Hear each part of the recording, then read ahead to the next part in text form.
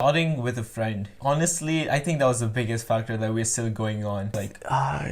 Yeah, I think it's so important. If I didn't have you on my back, like edit these videos, do this, I wouldn't be doing it. And Exactly. I feel like it's the same thing. We needed each other to push each other into it. I'm Lawrence. I'm Uzair. We're two university students trying to plan our futures and create success. Today, we're going to be having a discussion on what we learned in our first month on YouTube. Welcome, everyone. This is Thinking Ahead. Right, let's get right into it then, yeah? Yeah. So, we've been on YouTube now for a month and a half. Yeah.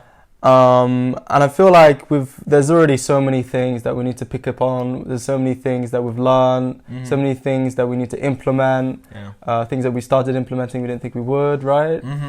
So yeah, let's start talking about it. So what would you say was the most time-consuming thing on YouTube? What's the thing that's going to take the most time for people? I think it was like editing.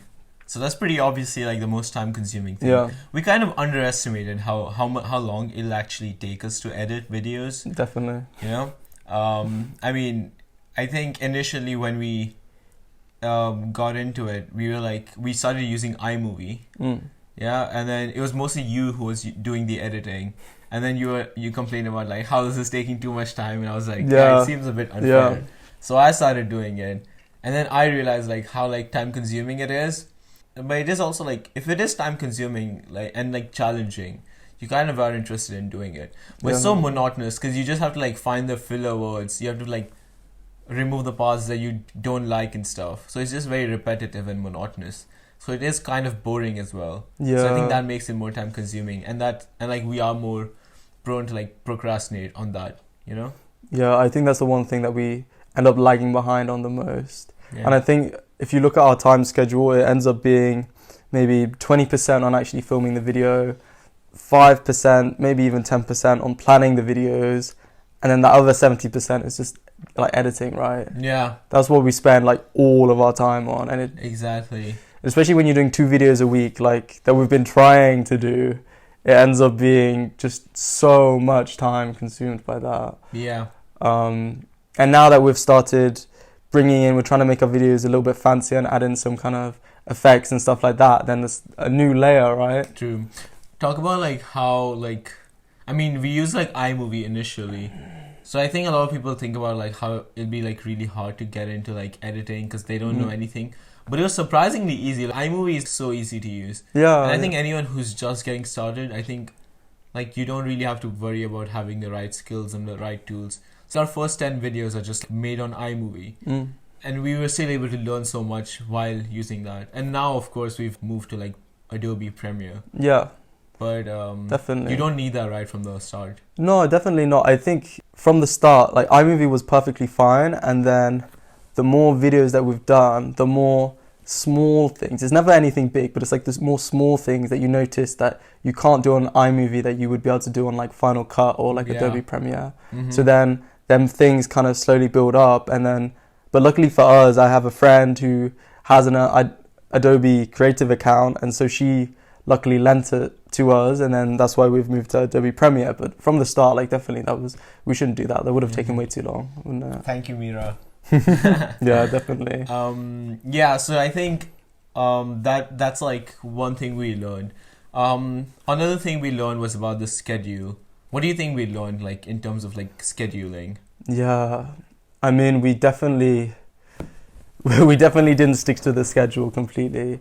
I think it was useful that we were trying to like be concise, and we had certain days where we'd plan the episodes, certain days where we'd film them, certain days where we'd edit them, etc. And when we post, but then we started falling behind, right? So there was definitely things to learn. Like, what do you think we learned about that? Yeah, I mean, I initially think we were a lot more flexible. Like, although we had like deadlines to stick to, I think the reason that we weren't gonna put them out to the public just yet, we kind of that incentive, like that pressure was off our heads that like no one's actually watching our videos, so we don't really have to like stick to the schedule, you know. But I think like when people actually start watching them a lot, we're gonna have to like be more rigid in that sense. So I think, what do you think? Like, do you think like what was the reason like we weren't really sticking to the schedule? I mean, obviously the editing was a big part of it, but also just personal lives. Like, it is hard. It takes a lot of discipline. And even if you're trying to make it as easy as possible, the easiest possible form still has a significant amount of effort that we had to put in. So just, I don't know, maybe as a team, like, but we also needed to go through that, I feel, to make it streamlined. Like, we'd learn a lot of stuff, and we're still in that initial phase where it's just a lot of energy, but it will get more streamlined, I think, as we go along, right? Yeah, I think, like, for sure, like, we are already, like, sticking to the schedule a lot more, you know? I think one thing we also learned was, do you remember, like, initially what we planned on doing was, like, just sitting there and, like, filming whenever we were just, like, hanging out.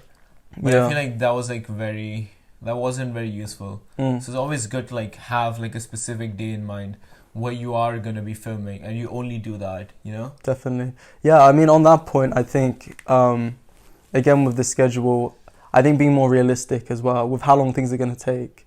Like, even like we're filming a 40-minute podcast, but it'll end up taking closer to 2 hours than 1 hour. And how much time it takes to edit and how much time it takes to set up. So, like, bring it all together, because I think it's better if we be realistic, because then we're not just going to always be over all our deadlines. True, exactly. Yeah. Another thing was about, like, batching our videos, you know, like the idea of, like, doing them all together. I think I got it from, like, Tim Ferriss, where he talks about, like, batching your groceries and all those things. And we were like, we should use that idea for, like, our videos as well. How do you think, like, that helped us? Yeah, I think we tried it. We tried it for a big one. If you see in our videos when we're in the cabin in the woods, but that was actually the point where we slacked off the most. I think. Yeah. It was too much, wasn't it? I think, like, we're only able to process, like, a video or two per week. Yeah. So then trying to do all of them at once, like, that was a lot. And you were editing the vlog, weren't you? So, like, what was that like? No, honestly, it wasn't that, like, the vlog itself wasn't that hard, especially because we'd done it. But I think the reason we kind of went on a slump after we did the thing was because, like, doing that many videos, like, what we do and we do this is because we enjoy it, you know? But I think when you, like, do that many videos together, like, you kind of get, like, you have enough of it for a while. Yeah, like, we kind of got burnt out. Oh my god, like, five videos, like, that's it. Like, I don't want to be doing videos for, like, another 2 weeks now. Yeah. You know? And then you don't do them for, like, another 2 weeks. And then you just, like, like, then you kind of, like, fall off the cliff a little bit. And then you don't, like, you're not in the YouTube mindset anymore.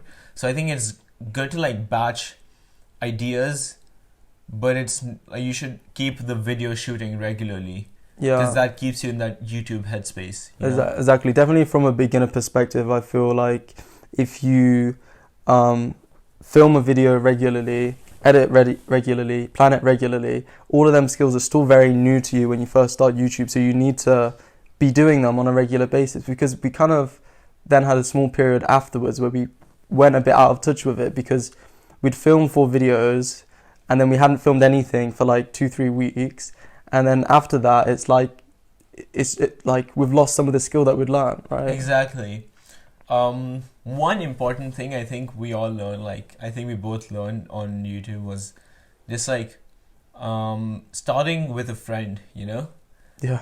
Do you think, like, honestly, I think that was the biggest factor that we're still going on. Yeah, I think... If we did not have each other, we wouldn't have gotten this far. We would not still be here at all. Like, what do you think? Like, how did that help? Like, just starting with someone. Yeah, I think that's so important, right? Like you said, like, I would not... If I didn't have you on my back, like, edit these videos, do this, I wouldn't be doing it. And exactly. I feel like it's the same thing, right? Like, we needed each other to push each other into it. Yeah, and do you think it also helps with, like, the confidence, you know?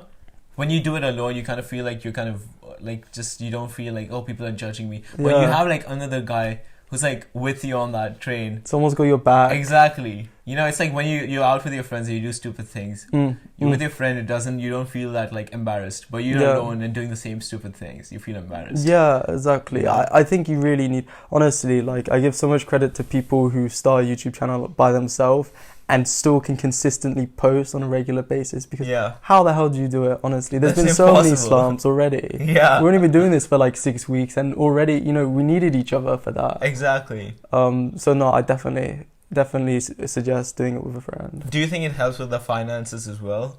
Just having someone to like split the cost with all the things? Yeah, I would. Yeah, definitely, I would say that. Like, two people, you've already got twice the resources between you. Like when we needed to buy, for instance, the microphones, like splitting that between two people works much better. Everything. Splitting, it's not just the money, it's more like splitting the time. Like if you had to be one person filming 2 videos by yourself, but then editing 2 videos by yourself, that would be impossible. I think that would so be like hard. freaking impossible. And like even like me, when I don't work, I feel like you like push me, and then you like I always am worried about like, I don't really care about the videos not being put on time. I'm always worried about like you getting mad. So that's why like I'm always like fuck. But it's like accountability. You don't want to let someone down, but it's quite easy to let yourself down. Yeah, I get that. Alright, so what do you think about like the idea of like quantity over quality? That's something we like learned really early on, and we decided like that's what we were gonna stick with. But maybe like you could elaborate more on what that means for our channel. Yeah, sure. I mean, we got this from like, this is Ali Abdaal's model, where basically he shows a bunch of statistics which indicate that if you get out a certain amount of quantity over a certain period of time regularly, it will like grow your audience by a lot, right? Yeah. It has more to do with, like, I feel like people initially start off with the quality in mind. And not only is that bad for 2 reasons, because you focus so much on the quality that, like, you are more likely to procrastinate. So you don't put that many things out there. But it is also bad because it is actually quite counterintuitive when people think that quality matters more on YouTube. No, in reality, quantity matters more. Like, people who have good quality videos, but only like 10 videos, don't do nearly as good as people who have like not as good quality, but like have 200 videos, you know? Definitely. So that's why quantity matters more than quality. Yeah. What do you think, like, but also like, it doesn't have to be either or, right? What do you think about like how quality improves over time? Yeah, I mean, the classic example is looking at, there's the painter who paints one painting and it takes him a month to paint it, compared to the painter who paints one painting every single day for a month. And it's like, who's better at the end of the month? The painter is painted every single day because everything is streamlined. It's not just, even if the other painter has a good image from the start, then the other painter is like streamlining all the processes, the way, you know, his technique and like how he implements it and how he thinks about it and his creativity and everything. And that's what it was, right? Yeah. Like we've honed it so much more just from doing this. And I think you can see this on our YouTube videos. Yeah, for sure. Yeah, like even though we started off by saying that we'll start with like quantity, but as the quantity improves, like I think quality also improves over time. So unintentionally we are improving our quality, but by not keeping that as a priority, like that's why we're able to create like more videos and stuff, you know? Yeah. You shouldn't be prioritizing that over the other thing. Yeah. And I think that goes hand in hand with trying new things, and that's something that I really suggest for new YouTubers, because like just dipping your toe in like so many different areas, then you can see like, no, this is wrong, we're not going to do that. But we should try this. Oh, that makes this better. This makes the editing easier. And like you can't do that without quantity. If you're only making a video once a month, then like, and you figure out that one thing is like the one thing that you're doing is wrong, you've got like to wait a whole month before you're even going to correct that. Yeah, for sure. I mean, that's definitely like one thing we're going to stick with for the next few years while we continue YouTube.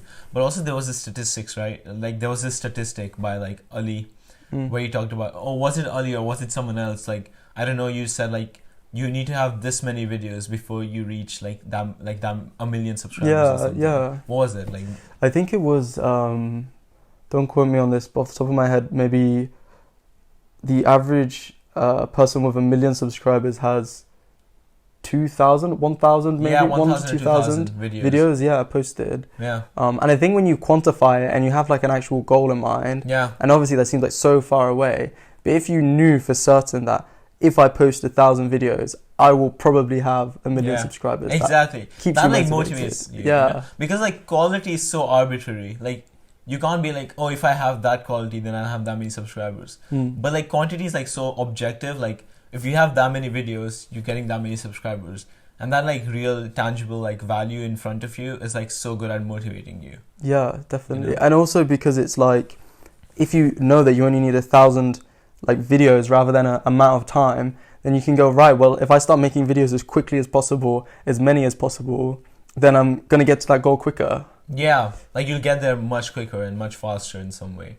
What do you think about like working harder? Some people think like you need to work harder, but in reality, what we actually believe in, you need to work smarter rather than working harder in terms of like the thumbnails and stuff.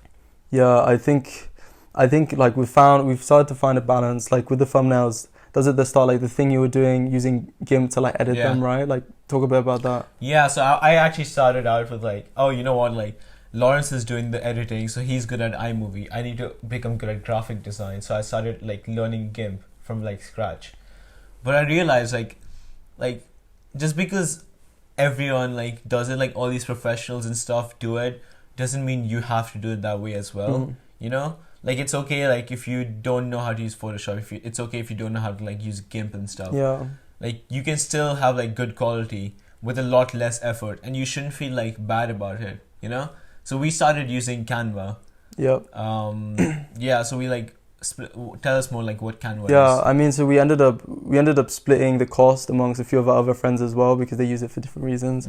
So it ends up costing about $2.50 to $3 per month for each of us, which works out really well. Canva's a tool you can create any kind of graphic design. It already has the formats for YouTube thumbnails, Instagram posts, everything. So it's super, super quick. Yeah. And I think, like the most important thing to remember is that like the user only sees the end product. Yeah. So like they don't see all this hard work that you're putting in the editing and the thumbnail and stuff. They just see the thumbnail. So like if you have a good thumbnail, that's it. Exactly. Make that as easy as possible. Yeah, it doesn't have to like, you don't have to put like 4 hours behind it, and you shouldn't be feeling guilty about spending only 10-15 minutes making it. If it's good, it's good, you know? Yeah. Don't beat yourself over it. Yeah, and we've nailed. I think we're getting close to it already. Like, if you look at the thumbnail for the last 2 videos that we've put on our podcast, like that, we've already found our format now, and now it's just as easy as putting the image in, putting the title in. Much more simple. Exactly, and it only takes 5 minutes. In comparison, the first thumbnail we ever did, like it's so like not aesthetically pleasing. Yeah, and it like took like forever to make. Yeah, you know? It was like at least an hour that you spent, wasn't it? Yeah, but I feel like we pat ourselves on the back because we're like, oh, we spent that much time on it. But in reality, are we getting any results from it? Exactly, it's like the illusion of thinking that more time is going to equal like better quality, when in reality, we've got the better quality with less time.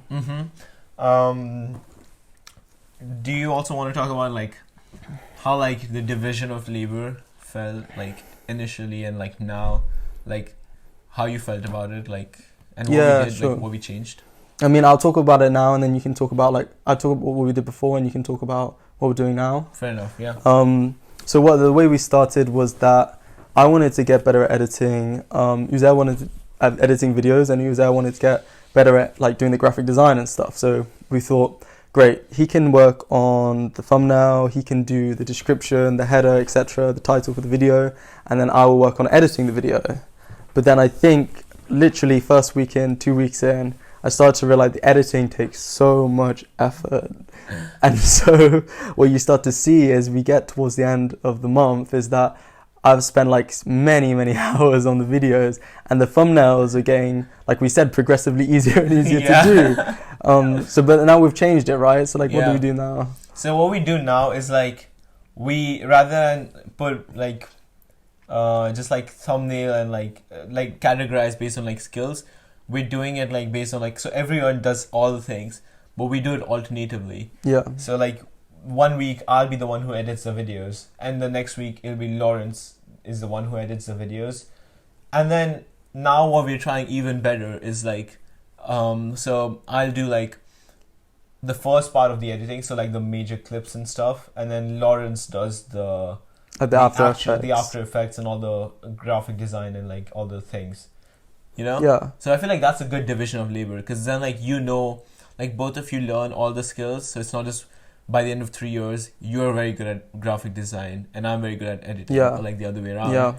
but it's like we're both equally good at everything, you know? Yeah. So that's much better for both of us. Yeah, You I know? feel like we've like implemented like two very productive skills. So we've put in the conveyor belt, which is basically that like people do a small task over and over again, so it's very quick, but not to the extent that we're not interchangeable. Yeah. So if the user is feeling like today's not his day, like I can step in Yeah. and pick up more work, but he can also do that for me. So Yeah. so we're finding a very fine line between having someone like perfecting a skill, but also having the flexibility that we're like interchangeable. Exactly. As Yeah, I feel like that's a good skill to learn. well.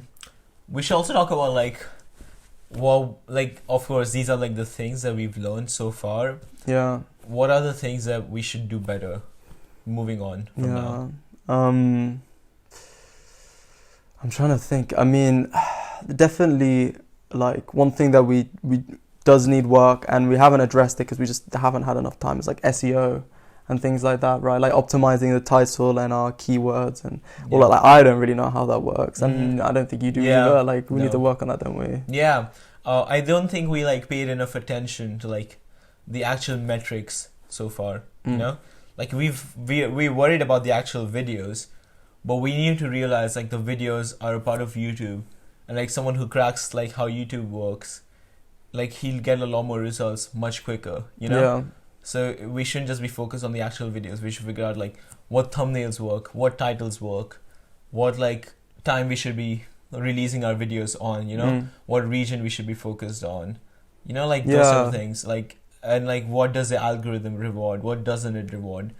I think once we figure that out, we'd be like able to reduce like the number of videos we need to put to get to that like number, like 1 million, which is in our head, you know. Exactly, that's part of the working smarter, I think. Exactly, as well. It is like we are just working harder at this point, and if we work smarter, we'll be getting a lot more results for sure.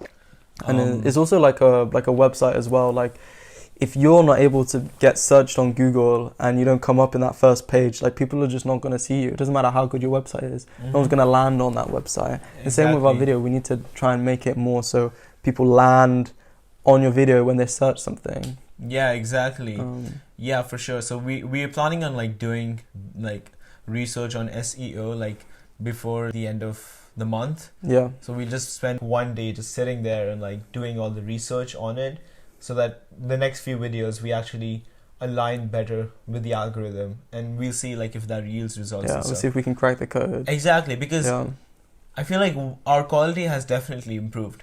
But has the number of views and the number of subscribers we have increased? It hasn't really, right? You're right. And like the perfect example is like how like we were so proud of our like most recent thumbnail for like the podcast, but it has like the least views of like any of our podcasts. Yeah. And like we're like, what did we do wrong? You know? Yeah. So it probably has something to do with the title or the time we posted it on, or like maybe even the thumbnail, like the align, like how aligned it is. Yeah. You know, those things. That's true.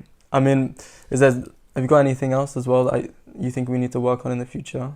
Yeah, I think how about like talk about like keeping a permanent setup? Yeah, I think an important part is to find like a regular rhythm and a regular rate, because if you make it as easy as possible, you're more likely to stick to it as much as possible. And now that we've tested the waters enough, like with our podcast, for instance, we've got a more permanent setup. And now for us to set this up, it only takes 5-10 minutes. Whereas before, like trying to find the perfect angle and the right camera settings, like the camera's preset, I know what the camera needs to be on for us to look like this. And so it's so much easier, and now we can spend more time focusing on the actual video and the content rather than all this like kind of just hassle before. True. But how do you think what else have we been doing permanently? It's not just the setup, is it? Yeah. Also, I think maybe like we need to stick to the schedule a bit more. So we should for sure like start taking the deadline seriously, you know? So Mondays and Wednesdays is when we've decided like we'll shoot our videos.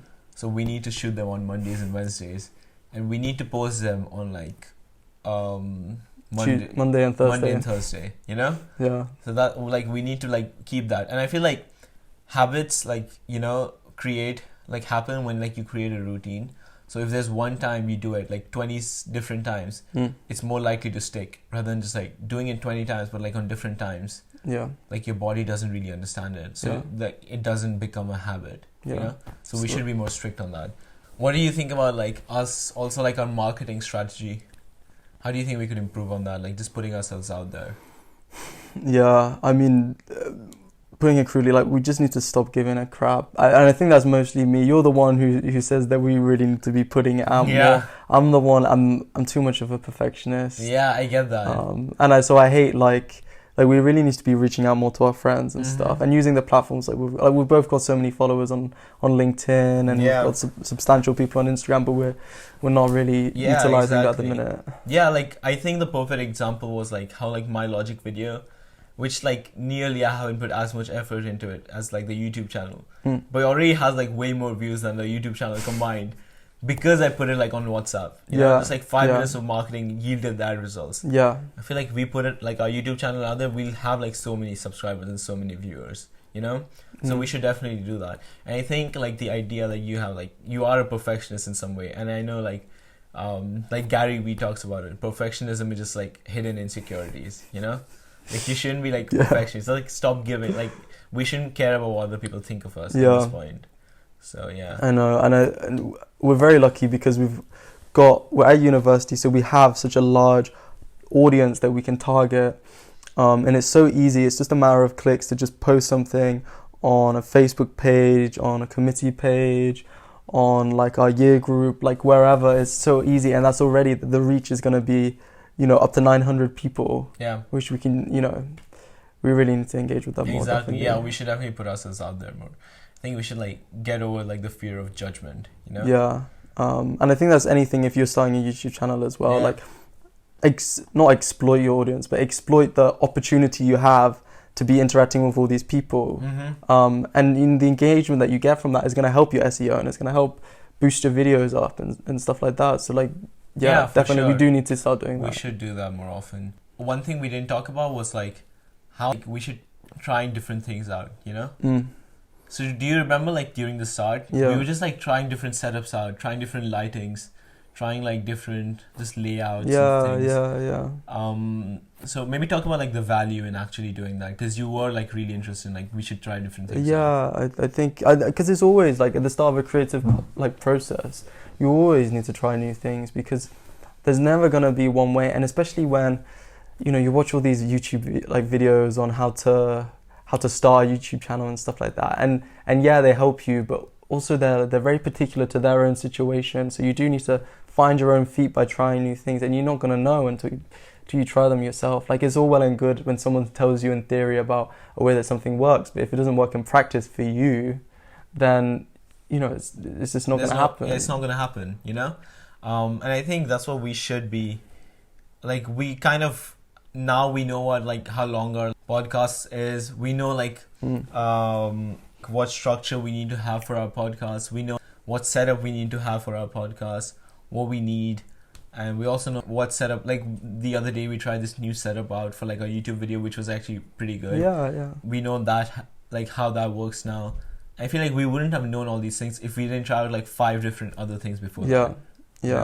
Like even if you think that you've got like the right editing or the right like video setup, still try new things, because it could be better potentially. Exactly. And I feel like right now we're at a point where like we don't have that many subscribers, so it is mostly just experimenting. But I feel like we don't want to be just trying one thing out right from the start, and then we get to a point where like we have so many subscribers but we haven't tried different things out, so we like start regretting like the setup we have, and we make second choices, but it's very hard to like switch then, because you worry about like what will my audience react, like will this like stick with the audience, will they like it and stuff. So we don't have that pressure on it. We're kind of exploiting that. You've got the opportunity for failure now, but less so as you go along. Exactly. So I think like the first 10 or 20 videos should just be like you trying to experiment and trying new things out, you know? For sure. Definitely. I think that was it for today, right? Yeah, I think that's it. I think we covered most of it. Yeah, that was us reviewing our first month on YouTube and what we've learned and what we want to get better at eventually as we go onwards. And I feel like this video is not just useful for people who want to learn about like getting started on YouTube, but it's also like really good for us to look back onto like maybe 2 months from now and see like how different this is, you know? Yeah. Maybe we should do this a regular thing, like every like 6 months or like every year or something. Yeah, I think so. It helps us hold ourselves accountable. Yeah. And thoroughly suggest doing it yourself as well. Yeah, for sure. We'll see you guys next time. Thank you for watching.